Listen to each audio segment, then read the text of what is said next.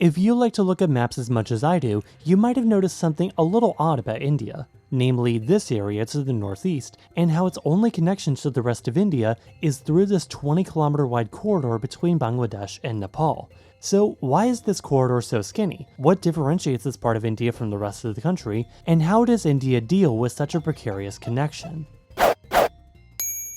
This is India, and this is, well, Northeast India, comprising a quarter of India's 28 states, but only 45 million of India's 1.4 billion strong population. An incredibly isolated region, yet one of the most culturally and linguistically diverse in an already diverse country.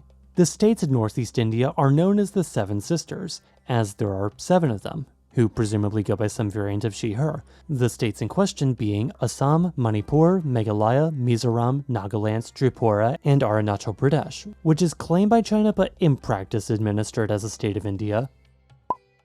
Guys, stop adding me to this group chat already. Sikkim, meanwhile, was a protectorate of India until becoming a state in 1975, now said to be the brother of the Seven Sisters, as it is sort of separated from the rest of Northeast India by the same Siliguri corridor that I put in the title and thumbnail to get you to click on a video about Northeast India, which lies entirely in the state of West Bengal, and that highlights part of the reason for this strange border. Really, the simple answer as to why Northeast India's only connection to the rest of its country is through a 20-kilometer wide corridor around the city of Siliguri is basically because Bangladesh exists. But for the full context of how this strange set of borders came to be, let's look a bit deeper into the history of this area. 3,000 years ago, some stuff probably happened. Fast forwarding to the last 1,000 or so years, this region has always been kinda out of the way of many of the great empires of northern India. From the Mauryas to the Guptas to the Delhi Sultanate, the Brahmaputra River Valley and the highlands surrounding it had never truly been conquered by any of the powers from the west. From the east, however, is a bit of a different story.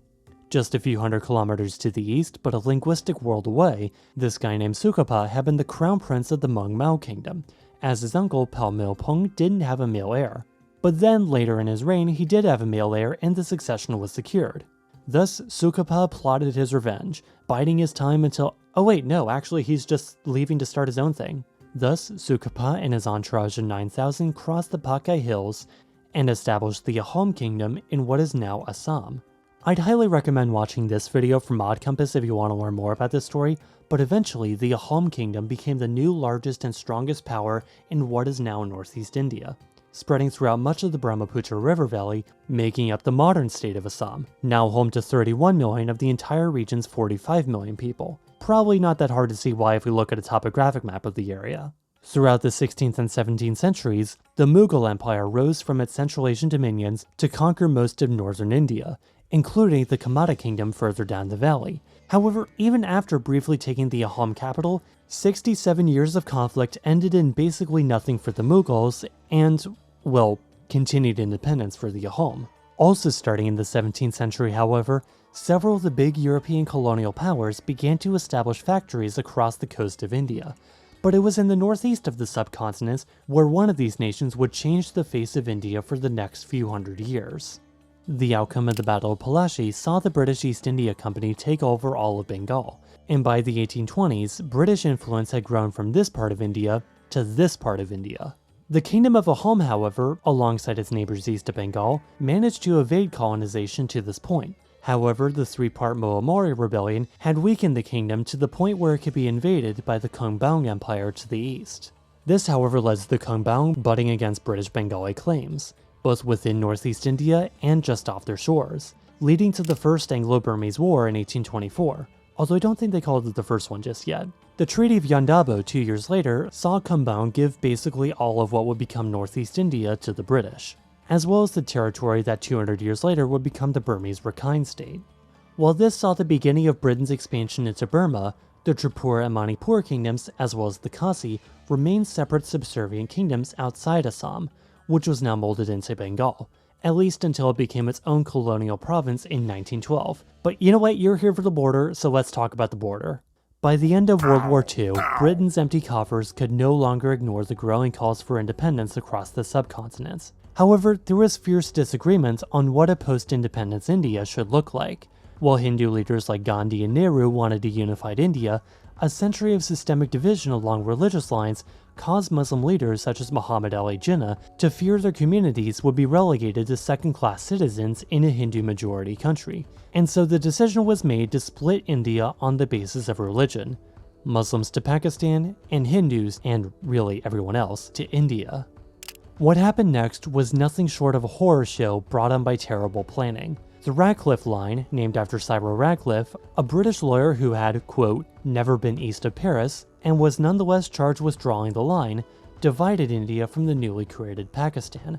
However, even before the exact borders were revealed to the public, millions began to flee to where they hoped they would be able to live better lives, dividing families and ultimately claiming over 1 million lives in the ensuing violence.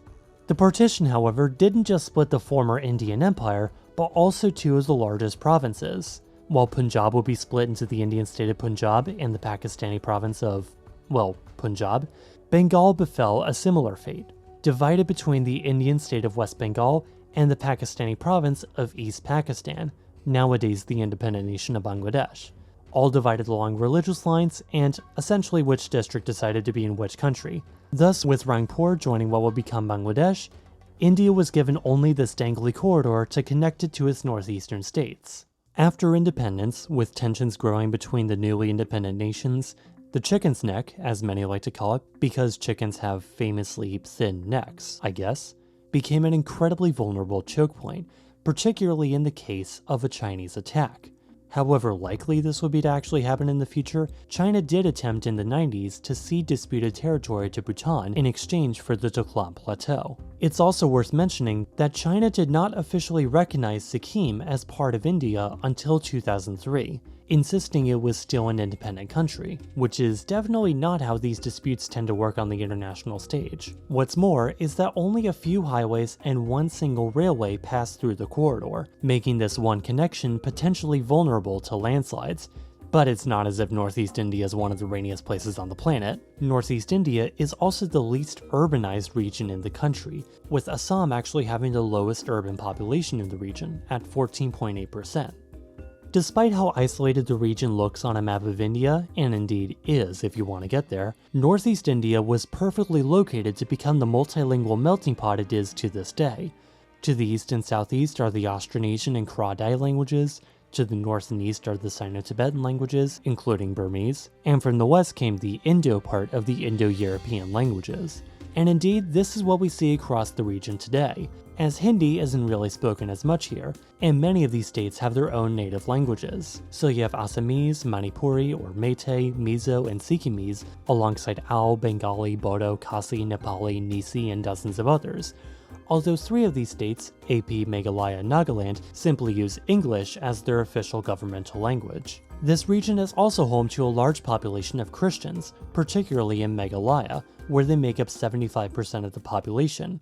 But as a consequence of this geographic isolation, both due to the weird borders and actual physical geography, the Northeast is one of the poorest and most neglected regions of the country. It's to the point that many Northeast Indians refer to the rest of their country as the mainland. This, alongside a lack of representation in parliament and fears of losing their cultural identities, has led to the rise of insurgent groups throughout the region. As of 2020, much of the violence in the region has declined to this area between AP, Assam, and northern Nagaland. However, concerns still loom over the region, in particular in Manipur, where clashes between Meitei and Kuki extremists have more recently claimed 75 lives and displaced 35,000 more. The Indian government has even accused China of aiding certain groups along the Myanmar border, something which the Chinese Foreign Ministry has denied. Northeast India is like a microcosm of the sheer diversity throughout the entire country. It's a culturally rich part of India, suffering from a very poor connection to the rest of its country.